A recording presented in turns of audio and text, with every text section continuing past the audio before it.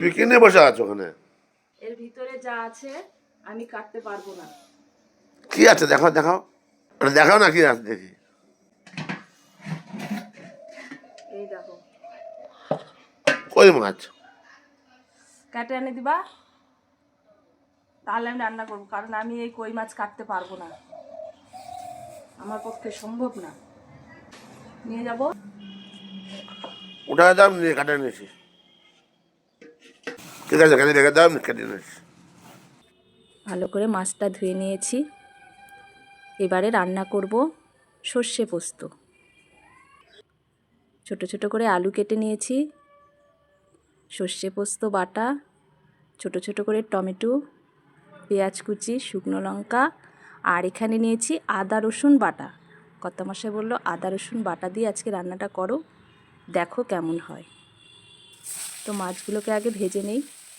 সত্যি কথা বলতে সর্ষে বাটা আমি কোনো দিন আদা রসুন বা টমেটো কুচি এগুলো দেইনি, কিন্তু আজকে রান্না করেছি, সত্যি আলাদাই একটা স্বাদ হয়েছে, দারুণ হয়েছে খেতে। ওই তেলে ছোট ছোট করে কাটা আলুগুলোকেও ভেজে নিলাম। দুটো শুকনো লঙ্কা, তেজপাতা আর দিলাম 5 ফোড়ন। নাড়াচাড়া করে দিয়ে দিলাম পেঁয়াজ কুচি। পেঁয়াজটাকে লালচে করে ভেজে নিলাম।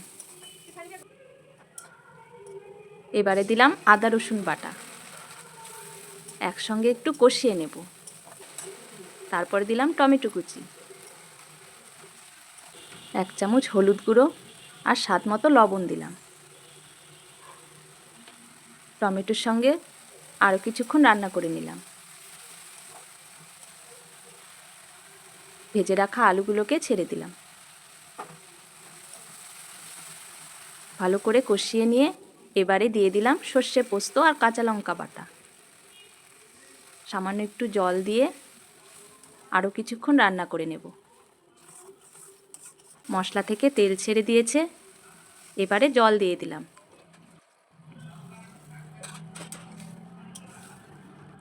ঝোলটা ফুটে আসলে মাছগুলোকে ছেড়ে দিলাম।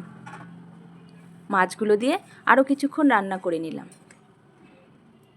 ওপর থেকে চেরা কাঁচা লঙ্কা দিয়ে দিলাম।